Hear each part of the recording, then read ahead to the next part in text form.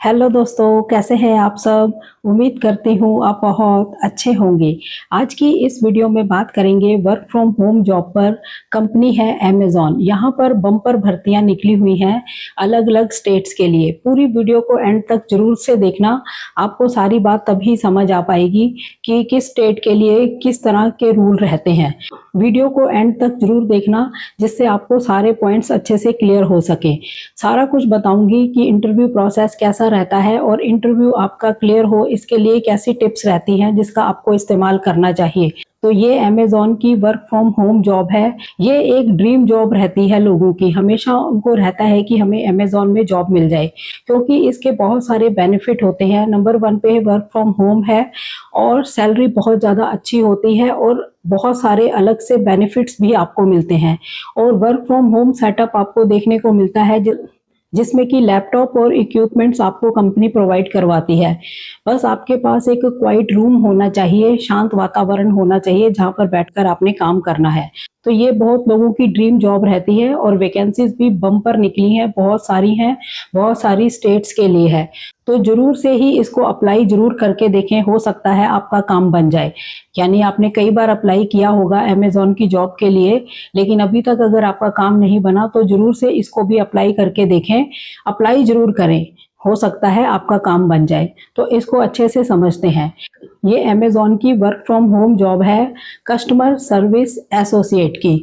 ये काफ़ी सारी स्टेट्स के लिए निकली हुई हैं। तेलंगाना के लिए है, महाराष्ट्र के लिए है, वेस्ट बंगाल के लिए है, दिल्ली के लिए है, पंजाब के लिए है और उत्तर प्रदेश के लिए है। तो आप यहाँ पर ज़रूर से अप्लाई करके देखें। सबसे पहले जानते हैं कि यहाँ पर आपको क्या काम करना होता है। कस्टमर सर्विस एसोसिएट का जो काम होता है, अमेज़न में कस्टमर सर्विस का रोल आपने निभाना होता है। यानी कि कस्टमर्स की कॉल्स को आपने हैंडल करना है, चैट को हैंडल करना है, ईमेल्स को हैंडल करना होता है। ये आपका काम रहता है और आपने कस्टमर की प्रॉब्लम्स को सॉल्व करना होता है। जो भी उनको दिक्कत परेशानी है, उसको सॉल्यूशन देना होता है। ये आपका रोल रहता है। इसमें अकाउंट लॉगिन, ऑर्डर के जो इश्यूज होते हैं उनको हैंडल करना, रिफंड, सिक्योरिटी वेरिफिकेशन जैसे इश्यूज जो होते हैं उनको आपने सॉल्व करना होता है। इसमें आपको स्क्रिप्ट को रटने की जरूरत नहीं पड़ती। यहाँ पर आपने पोलाइटली तरीके से अपने वे में बात करनी होती है। यानी कि कहीं कहीं पर कस्टमर केयर में ऐसा होता है कि जो स्क्रिप्ट आपको दी जाती है वही आपने बोलनी होती है, लेकिन यहाँ पर ऐसा नहीं है। आप अपने हिसाब से बात कर सकते हैं कस्टमर से, पोलाइटली आपने बात करनी होती है। तो इस तरह का जो आपका वर्क है वो रहता है। तो अब जानते हैं कि इस जॉब रोल के लिए क्वालिफिकेशन क्या रिक्वायर्ड है। तो आप सुनकर बहुत ही खुश होंगे कि 12th पास भी आप यहाँ अप्लाई कर सकते हैं। और उससे बढ़िया बात है कि आप अगर फ्रेशर हैं आप तब भी अप्लाई कर सकते हैं। बस आपकी इंग्लिश अच्छी होनी चाहिए। कितनी इंग्लिश आपकी अच्छी होनी चाहिए, आप इंग्लिश को समझ सकें और बेसिक आप बोल सकें, इतनी ज़रूरी होती है। तो बहुत ही आसान सी रिक्वायरमेंट है क्वालिफिकेशन को लेकर।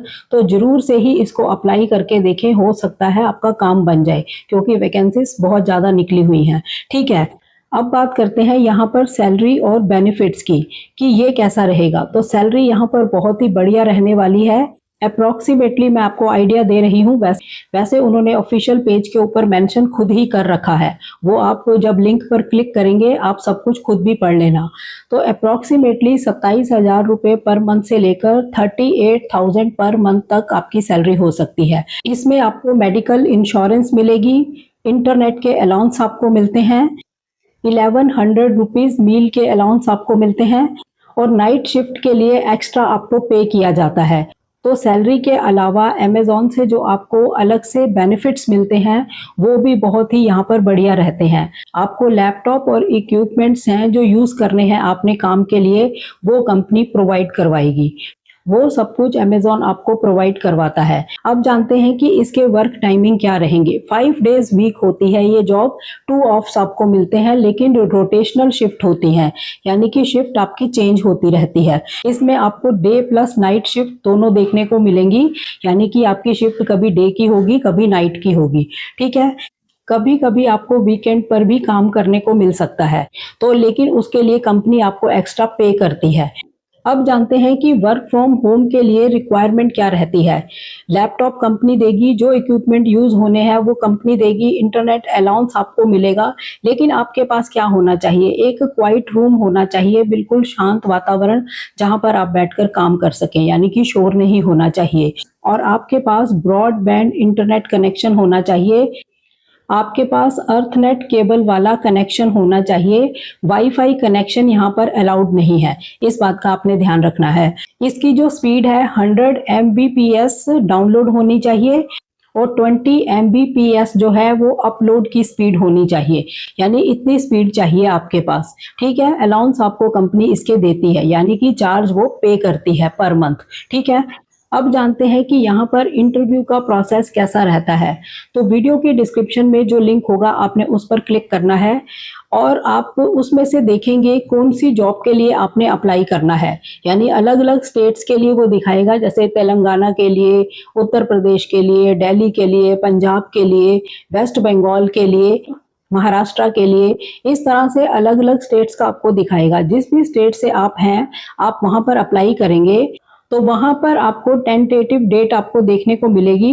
तो जब उस पर आप क्लिक करेंगे तो आपने पहले डेट को सिलेक्ट करना है कि हमें कौन सी डेट वाला जो स्लॉट है वो चाहिए, 18 मई वाला चाहिए, 25 मई वाला चाहिए, जब आप ज्वाइन कर सकते हैं उस पर आपने क्लिक करके, यानी उस पर अप्लाई करके आपने इसको अप्लाई करना है। ठीक है, तो इस तरह से जो भी डेट आपको सूट करे वहां से आपने अप्लाई करके इसके फॉर्म को फिल करना है।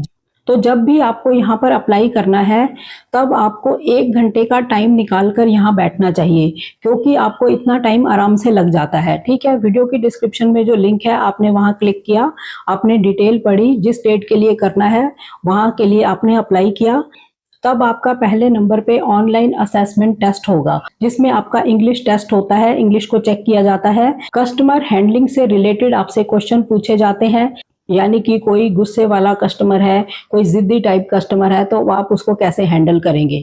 इसमें आपकी टाइपिंग और बेसिक कंप्यूटर नॉलेज जो है वो चेक की जाती है कि आपको कितनी नॉलेज है, क्योंकि आपको कंप्यूटर आना चाहिए बेसिक अच्छे तरह से। ठीक है, नंबर 2 पर आएगा वर्चुअल इंटरव्यू। ये वीडियो के थ्रू भी हो सकता है और वॉइस इंटरव्यू भी हो सकता है। इसमें आपसे क्या पूछा जाता है, यानी कि आपको अपने बारे में इंट्रोड्यूस करना होता है। उसके बाद आपसे पूछ सकते हैं कि अमेज़न में ही आप जॉब क्यों करना चाहते हैं, उसका आपके पास सही जवाब होना चाहिए। नेक्स्ट है कि आपसे पूछ सकते हैं कि कस्टमर को कैसे आप हैंडल करेंगे। फिर आपसे पूछ सकते हैं कि नाइट शिफ्ट में आप कंफर्टेबल हैं या नहीं, क्योंकि दोनों शिफ्ट में आपको काम करना होगा। तो इस तरह के क्वेश्चंस यहाँ पर आपसे पूछे जाते हैं। ठीक है, फिर होता है डॉक्यूमेंट वेरिफिकेशन का काम। यहाँ पर आपके डॉक्यूमेंट्स वेरीफाई किए जाते हैं। एक आपको गवर्नमेंट आईडी देनी होती है, वो आप कोई भी दे सकते हैं, जैसे कि आधार कार्ड है, पैन कार्ड है, पासपोर्ट है, इस तरह की कोई एक गवर्नमेंट आईडी आपको देनी होती है। और आपको एजुकेशन प्रूफ देना होता है, यानी कि 12th पास मिनिमम आप होने चाहिए। 12th पास यहाँ पर अप्लाई कर सकते हैं, ग्रेजुएट हैं आप भी अप्लाई कर सकते हैं, लेकिन यहाँ पर 12th पास भी अप्लाई कर सकते हैं। ठीक है, और आपको एड्रेस प्रूफ जो है यहाँ पर देना होता है।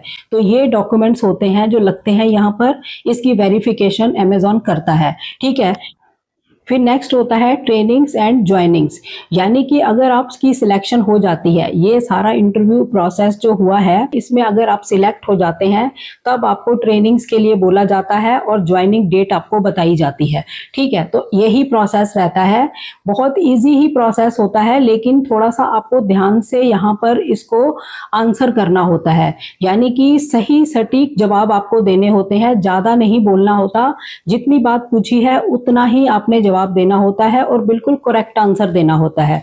जैसे कि पूछ लें कि आप अमेज़न में क्यों ज्वाइन करना चाहते हैं, तो सही आंसर आपके पास होना चाहिए कि मुझे ये जॉब पसंद है, या मुझे कस्टमर से बात करना पसंद है, और यहाँ का एनवायरनमेंट मुझे पसंद है। तो आप इस तरह से बातचीत करेंगे, यानी कि कोई वैल्यू वाला आंसर आपका होना चाहिए, ठीक है। और कंप्यूटर की बेसिक नॉलेज के बारे में पूछते हैं तो बेसिक नॉलेज में इंटरनेट के बारे में नॉलेज है, सर्चिंग की नॉलेज है, आपको एमएस ऑफिस की नॉलेज है, वर्ड, एक्सेल, पावर पॉइंट, तो इस तरह की बेसिक नॉलेज आपके पास होनी चाहिए। तो उस तरह का आपने जवाब देना है।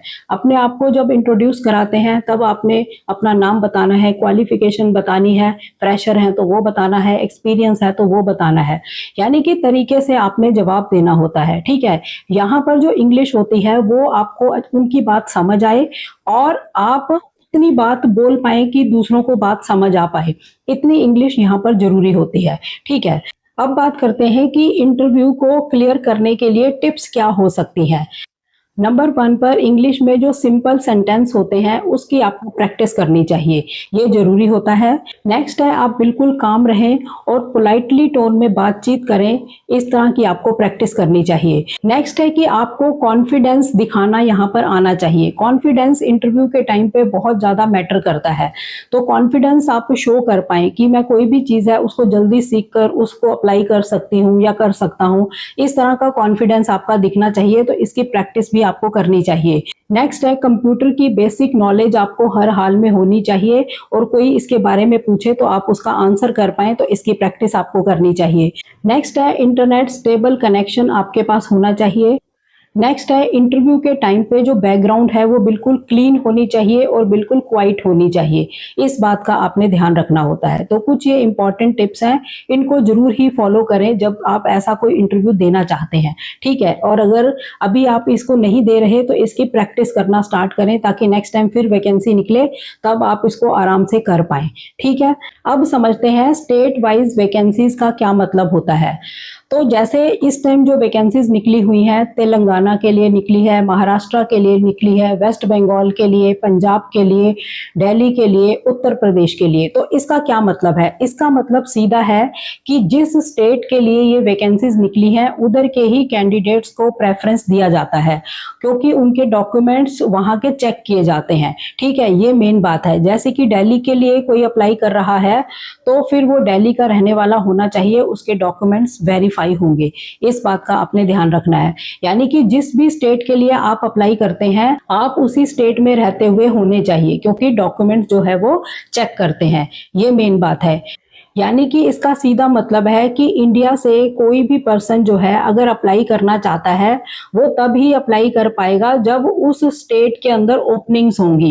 यानी कि इंडिया के अंदर तो बहुत सारी स्टेट्स हैं, जिस स्टेट की ओपनिंग है इंडिया के अंदर वहीं से आप अप्लाई कर सकते हैं जहां के आप रहने वाले हैं, क्योंकि एड्रेस प्रूफ वगैरह चेक होता है, ठीक है। क्योंकि अमेज़न जो है वो अलग अलग स्टेट्स के लिए सेपरेट हायरिंग करता है, यानी कि अमेज़न की जो हायरिंग का तरीका है वो ऐसा ही है, हर स्टेट के लिए सेपरेट हायरिंग करता है। यानी कि नेशनल लेवल नहीं होता कि यूपी में वैकेंसी निकली है तो इंडिया से कहीं से भी आप अप्लाई कर सकते हो, ऐसा नहीं होता। अमेज़न हमेशा स्टेट वाइज ही हायरिंग करता है और हर स्टेट की कभी ना कभी वैकेंसीज यहाँ पर निकलती ही रहती हैं, यानी ओपनिंग्स यहाँ पर निकलती रहती हैं, ठीक है। जैसे कि दिल्ली के अंदर ओपनिंग है तो दिल्ली के लोग ही अप्लाई करें तो ज़्यादा प्रेफरेंस उन्हीं को मिलेगी। ऐसे ही महाराष्ट्र में अगर ओपनिंग है तो वहीं के लोगों को प्रेफरेंस मिलेगी। कभी कभी कोई चांस होता है, रेयर चांस होता है कि कोई रीलोकेशन का कोई केस आ जाए या टेम्परेरी स्टे वाले लोग अगर अप्लाई करते हैं तो कभी कभी उनको चांस मिल जाता है, कभी कभी होता है, हमेशा ये नहीं होता। यानी कि इनका जो ऑफिशियल रूल है वो यही है कि ये स्टेट वाइज हायरिंग करते हैं, ठीक है। तो इस बात को आप अच्छे से समझ लेना, बहुत कंफ्यूजन रहती है क्योंकि अमेज़न की जॉब्स मैं पहले बहुत ज़्यादा बताया करती थी, अब मैं काफ़ी टाइम से थोड़ी इसको कवर कम कर रही हूँ, लेकिन ये थोड़ी ज़्यादा वैकेंसीज थी तो मैंने आज इसके लिए आपके लिए वीडियो बनाई है और सारे पॉइंट्स को अच्छे से क्लियर किया है, इसको अच्छे से समझ लेना। यहाँ पर वीडियो के डिस्क्रिप्शन में 2 लिंक मैं आपको दूंगी, एक तो होगा सारी स्टेट्स आपको दिखाएगा, ठीक है, और दूसरा मैं आपको दिखाऊंगी दिल्ली का। तो अगर दिल्ली से कोई अप्लाई कर रहा है तो क्या क्या रिक्वायरमेंट है वो सारी चीज़ें आप पढ़ सकते हैं। तो जिस भी स्टेट के लिए आप अप्लाई करेंगे, जैसे कि दिल्ली के लिए किया, तो फिर टेंटेटिव डेट आपको देखने को मिलेगी, वहां आप क्लिक करेंगे जिस डेट के लिए आपने करना है, जैसे कि 18 मई को करना है या 25 मई को करना है, तो उस तरह डेट को आपने चूज करना है, यानी उस डेट के आगे अप्लाई लिखा है उस पर क्लिक करना है। तो बाकी फॉर्म भरना आसान ही होता है, इसमें पर्सनल इंफॉर्मेशन होती है, क्वालिफिकेशन आपकी पूछी जाती है, एक्सपीरियंस होता है, ये सब कॉमन क्वेश्चंस ही होते हैं जिसको आप आराम से कर लेंगे। करके इसलिए नहीं दिखाया जाता क्योंकि ये फेक लॉगिन हो जाता है। तो आज मैं आपको इस पॉइंट को क्लियर करती हूँ कि क्यों मैं लैपटॉप या मोबाइल के अंदर आपको लॉगिन करके नहीं दिखाती, क्योंकि ये फेक लॉगिन होते हैं। जैसे कि मैं अगर ये फॉर्म भरूंगी तो मुझे फेक लॉगिन करना होगा, यानी मुझे अप्लाई तो करना नहीं है, आपको दिखाने के चक्कर में फेक लॉगिन करना होगा। तो ये किसी भी कंपनी के लिए सही नहीं होता, ना किसी कैंडिडेट के लिए सही है और ना ही कंपनी के लिए ये सही होता है कि फेक लॉगिन कोई करे। जिसने असल में वैकेंसी के लिए अप्लाई करना है वो उसी को करना चाहिए, तो इसलिए नहीं दिखाती। लेकिन बाकी मैं आपको डिटेल शो कर देती हूँ कि किस टाइप का वो दिखता है। ठीक है, इस पॉइंट को नोट करना कि मैं क्यों ये चीज नहीं करती। ठीक है, जो लोग करते हैं उन्हें करने दो, लेकिन ये नहीं करना चाहिए क्योंकि किसी भी कंपनी के लिए ये सही नहीं होता। ठीक है, तो अमेजॉन कस्टमर सर्विस एसोसिएट को लेकर जो जॉब निकली है उसके बारे में मैंने सारे पॉइंट्स आपको कवर कर दिए। अभी भी कोई डाउट है तो आप कमेंट करके पूछ सकते हैं। तो चैनल पर नए हो, चैनल को सब्सक्राइब जरूर करें, वीडियोस को ज़्यादा से ज़्यादा शेयर करें ताकि ऐसी इंफॉर्मेशन किसी और के भी काम आ सके। तो मिलते हैं नेक्स्ट वीडियो में, तब तक के लिए थैंक यू। जय हिंद, जय भारत।